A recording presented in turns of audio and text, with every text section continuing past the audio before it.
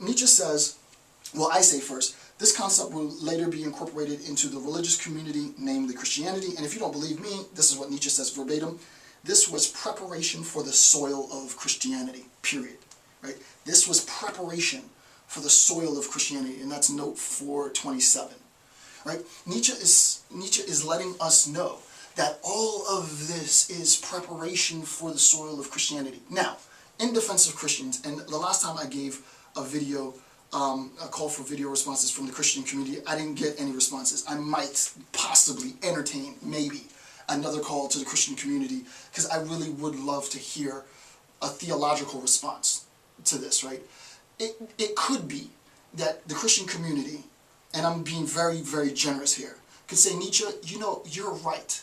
But what you don't recognize is that I will grant the fact that Plato's dialogues informed the Christian tradition, but that was all part of God's narrative. God had it such that, you know, like you needed Plato in order to understand Christianity. It would be interesting to hear someone who was well-versed in the Bible sort of argue Nietzsche's point, but still say that it doesn't undermine their theological belief. But I don't know if I'm going to have that call as much as just put that suggestion out there. But what Nietzsche is saying is that this is preparation. This is verbatim. This preparation for the soil of Christianity. This prepared the path for Christianity. This being Plato's forms. So you can see now, to make sure that we stay on track, because this is a very intricately tight discussion. You can see now why Nietzsche is castigating Plato. Listen, dude, you dropped the ball, man. The pre-Socratics had it right. You know, when you're talking about the foundation of cosmogony and the creation of the world, it was all things are water, all things are fire, all things are air, right? We were talking about the existence of the universe from our connection to this actual piece of land, Earth. Like, you don't have to call it pantheism, but it was pretty damn close, right? It's like, you know, the foundation of our cosmogony is water, and I know what that is. The foundation of our cosmogony is fire, and I know what that is. It's air, and I know what that is. The idea of air gets abstracted, but it isn't turned into something transcendent. It moves, and I've already done a lecture series on this, it moves from air to the boundless, right? So that air now becomes boundless, right? So it's the boundless. But even when we're talking about boundless, it has its origin in the world. Plato, dude, Nietzsche's like, man, you dropped the ball, man. You put everything out of this world into some other world of the forms, and now what happens? Well, this world turns to shit. This world turns to shit, dude. I mean, who cares? We're all going to die anyway. So guess what? I got power, you don't. I'm going to abuse it.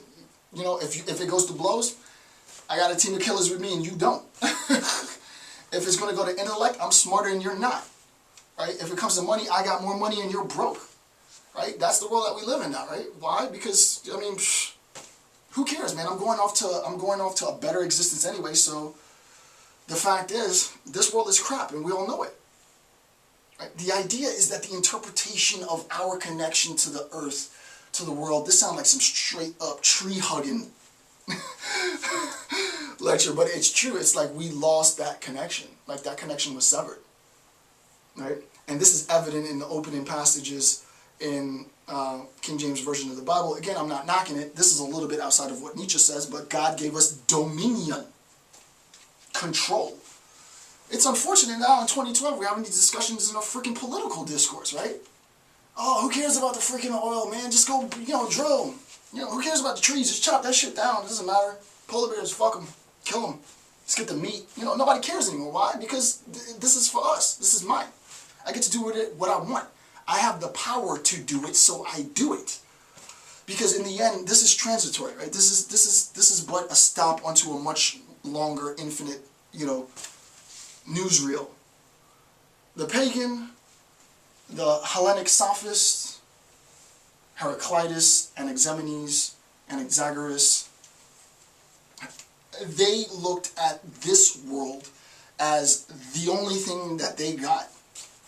So when they went to the tree and pull an apple off the tree, conceptually speaking, of course, they recognize there's a relationship between me and this thing, and I need to keep a relationship between me and this thing because this thing is providing for me, and insofar as it's providing for me, I have to provide for it. Because when it goes, I go. We don't believe that anymore. Because we have dominion and absolute control over this, and it really doesn't matter because in the end, all of the injustices and all of the evil and all of the vile acts of brutality and all of the exploitation of natural resources doesn't really mean anything once we start talking about immortality. It doesn't mean anything. It loses all significance when we start talking about immortality, right? And Nietzsche's just a freaking genius for calling it out, right? Here's this quote, number 4, quote, gradually, everything genuinely Hellenic, gradually, not instantly. This is a slow erosion. This is a slow erosion. This is a slow disconnect from all things natural. This is a slow disconnect from paganism in its real sense, from ancestorism, from connectedness with the world as physical object. Gradually, everything genuinely Hellenic is made responsible for the state of decay. The idea is, why are you connected to the river, dude? Come on, man. Screw the river. You think the river's going to mean anything when we got streets of gold, dude? Come on, man. I'm being a little facetious here, but you get the idea. I mean, really, seriously, if you think about it, right? What really is the significance of a river when we're talking about eternal streets of gold? Seriously, and I mean like literal streets of gold. Holy crap. We're talking about streets of gold and you're worried about, throwing garbage in a river? Are you serious? Come on, man. It's a freaking river. Get over it. Look, I'm playing the part, but you get the idea. You get the idea. Gradually, everything genuinely Hellenic is made responsible for the state of decay. It's you guys who are connected to this earth that is a problem. Don't you see there's a better world out there? And Plato is just as ungrateful to Pericles, Homer, tragedy, rhetoric, as the prophets were to David and Saul. Right? The idea is, and I'm going to end on that section and then begin the next section immediately after this. But the idea is the individual believer, if you will, devotee. And for Nietzsche, he's talking about the Christian specifically. But this could be any devotee. If we mean by devotee, one who believes in a realm of transcendence, outside of this world and better than this world. The religious devotee fails to recognize his or her connectedness to this world, right? And he says, it's not really your fault.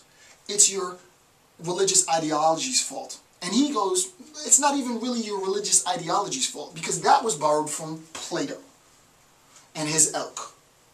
There was a time in our society, and it's documented, and all the great minds know it, that the pre-Socratics, that the Hellenic sophists recognized the connection that we had, and they were flexible ideologically.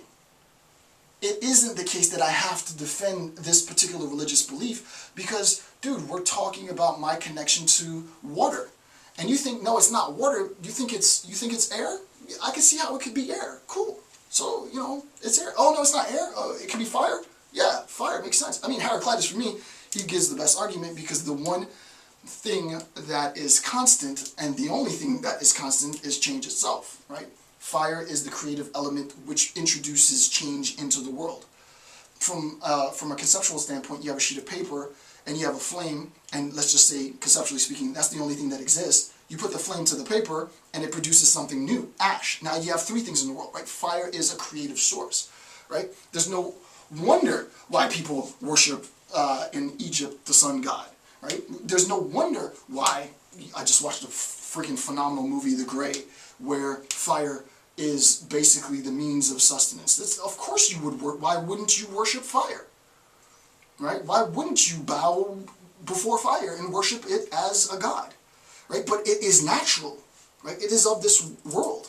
That idea of God, of fire, of the sun, is then translated into the S-O-N, sun, And Nietzsche's like, dude, you guys, this is like personal immortality that he critiqued back in Note 170, and I asked for contributions to argue against Nietzsche, of which I got none. But yeah, so this is just the first bit. I'm going to stop here and then come back and discuss Notes 5 on through the rest, but I don't want to run out of battery. So I'm going to stop here and then begin again momentarily.